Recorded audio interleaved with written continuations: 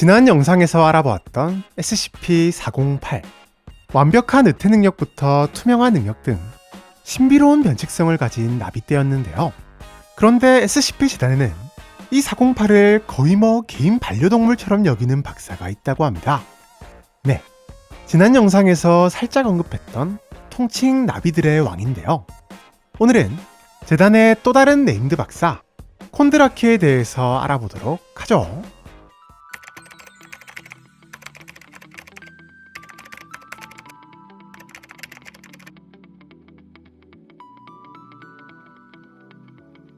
콘드라키가 재단에 처음 들어왔을 때만 해도 콘드라키는 그다지 눈에 띄는 인물은 아니었는데요.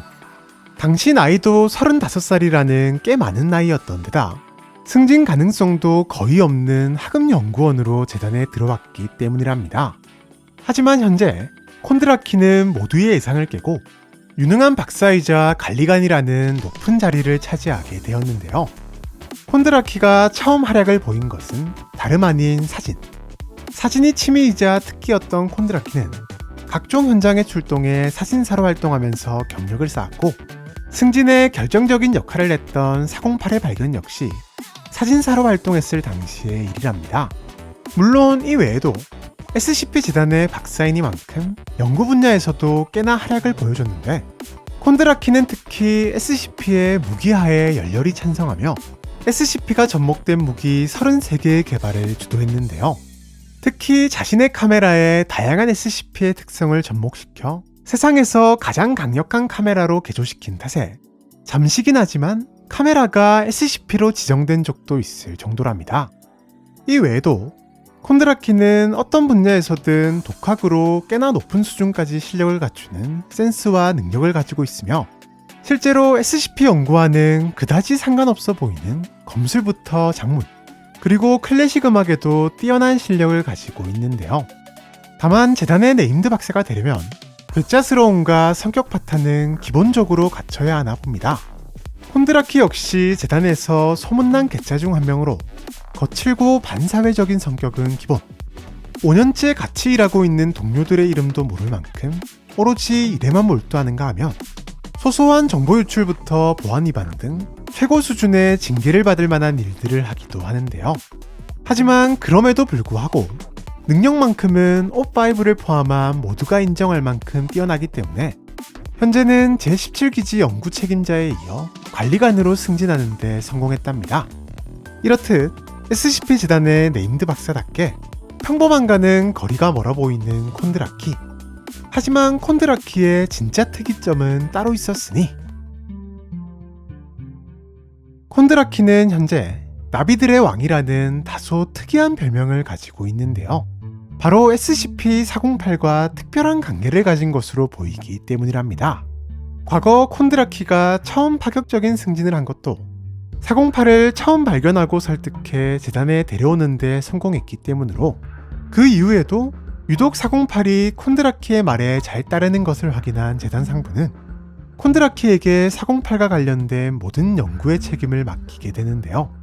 실제로 콘드라키는 408과 시도 때도 없이 의사소통을 하는 등 다른 요원들이 보기에 좀 가다 싶을 정도의 열정을 보였고 심지어 408이 격리실을 빠져나와 콘드라키와 함께 이동했다는 몇몇 목격담이 들리기도 했지만 그저 연구 중이겠거니 당시만 해도 408과 콘드라키의 관계 자체를 의심하는 사람들은 거의 없었답니다.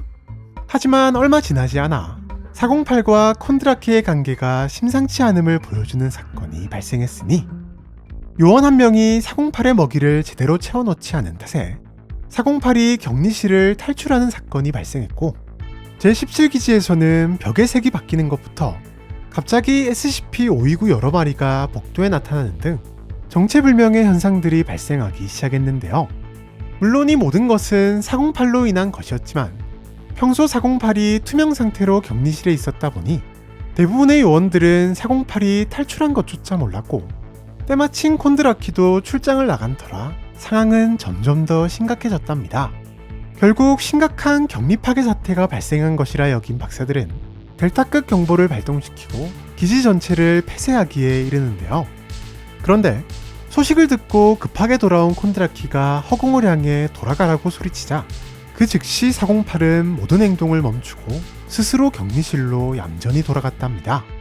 또한 이 사건 말고도 이상구를 제거하려는 클레프를 콘드라키가 408과 힘을 합쳐 막아내는 모습이 포착되는가 하면 콘드라키가 408에게 다양한 문장을 가르치고 원격으로 영상을 송출하는 등 특별한 변칙성 활용법까지 가르친 정황이 포착되기도 했는데요.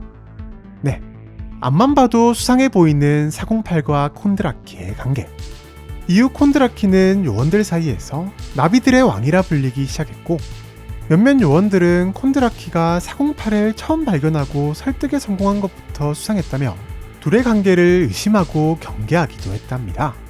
하지만 콘드라키는 오히려 408과의 특별한 관계 때문에 재단 상부에 더욱 관심을 끌며 승진을 거듭하게 되었는데요. 기지관리관이 된 현재까지도 콘드라키는 408과 관련된 연구에만큼은 손을 떼지 않고 있으며 오히려 권력을 이용해 408과 한시도 떨어지지 않고 마치 개인의 반려동물인 양 항상 기지를 함께 돌아다니고 있답니다. 하지만 아직까지도 408이 도대체 왜 콘드라키의 말을 듣는 것인지, 둘은 도대체 무슨 관계인 것인지에 대해서는 아무것도 알려진 게 없다고 하네요. 지금까지 나비들의 왕 콘드라키 박사에 대해서 알아보았는데요. 과연 콘드라키와 408은 무슨 관계인 것일까요? 이에 대한 여러분들의 재미난 추측과 상상력을 댓글을 통해 알려주시면 감사하겠습니다. 그럼 많은 댓글 남겨주시길 바라면서 우리는 다음 영상에서 또 만나도록 하죠. 안녕!